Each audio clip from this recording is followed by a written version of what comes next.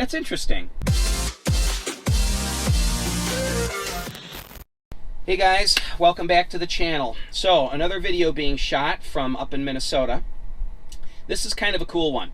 So, I went out to my car this morning to shoot a different video, and I noticed something right off the bat. First off, it is 30 degrees Fahrenheit right now, which would be like 1 or 2 below, probably 1 below Celsius. And but I got in the car, and now the car right now is just plugged into 120 volt AC outlet, level 1 charging, just a trickle. And so you just get between 4 and 6 miles of driving range per hour plugged in.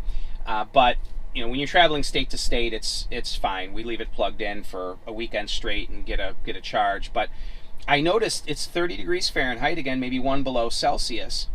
Yet I got in the car, I did not tell the car to do anything. It's just been sitting charging on its own. And the battery temperature is 59.2 degrees Fahrenheit. It says cell temperature 57 degrees, 57.2, battery inlet 59.2, powertrain inlet 59 degrees, outside temperature 30.2.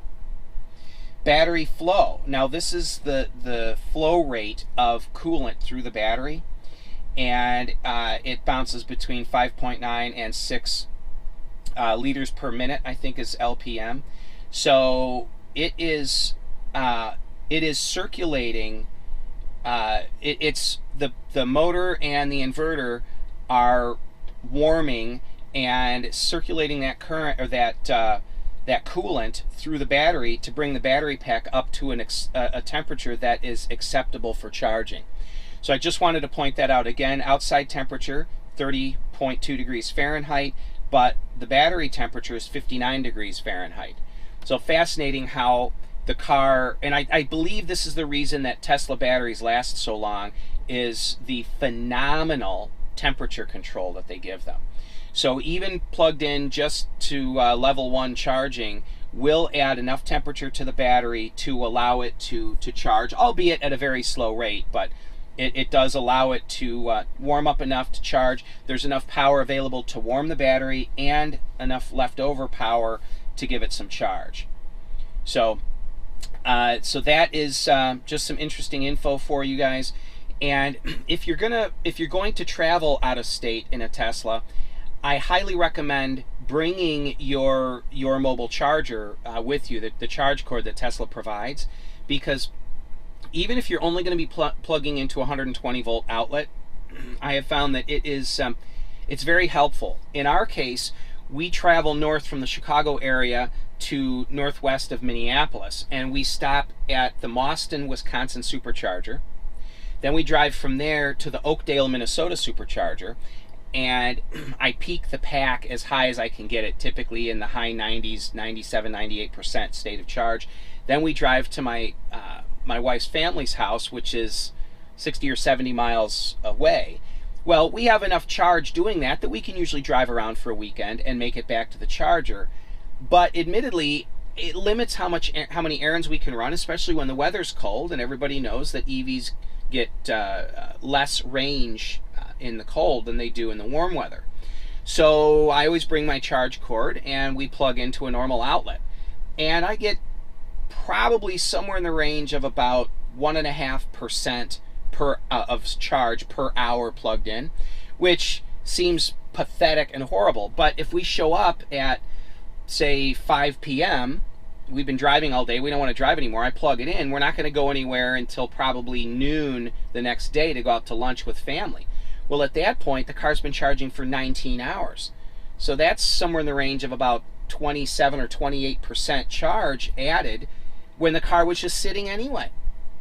And so then we drive around and we'll use up maybe 20% of that 27 or 28% we gained. We get back to the house, plug the car back in, and let it sit, and we probably won't drive it again for 6 or 7 or 8 hours. And by then we've gotten 10 or 12% more battery charge. We run our errands, we get home, we plug it in, it's plugged in overnight, we get another 20% charge before we drive it again. And what it does is it allows us the opportunity to keep the charge up at a relatively high state of charge, so we don't have any range anxiety. and we can get back to the Oakdale, Minnesota supercharger to charge up near 100%, make it back down to Mauston, Wisconsin to charge up to get back home.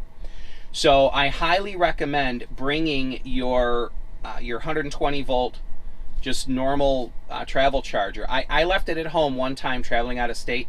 I don't want to say it was horrible, but that was rough because I was constantly stressed over there's no way to charge the car, there's no way to charge the car. So in the middle of that weekend trip, I had to find a supercharger, plug the car in, and charge it for a while to give myself an extra 25% or so to make it around that more errands for that weekend before we went home. So again, I can't stress enough, bring your mobile charge connector and get yourself a real heavy duty 30 amp extension cord. I say 30 amp because you're not supposed to run the charge, the travel charger for the Tesla off of an extension cord, but I found that if you get a real thick 30 amp cord, the cord stays nice and cool. There's no voltage drop, appreciable voltage drop from the outlet to the charger, and so it works great that way. So again, get yourself a real good heavy duty extension cord and bring your charge kit with you if you're going out of town, because you will get enough extra charge to make it worth your while to bring it. So anyway, just a simple video for today. Thanks a lot for tuning in, guys. Have yourselves a wonderful day. If you have any questions about the Model 3 or about the Scan My Tesla app, which has been a godsend in the use of this car, then by all means go ahead and leave a question in the comments section below. I'll do my best to answer whatever I can. So thanks, guys. Have a great day. Bye-bye now.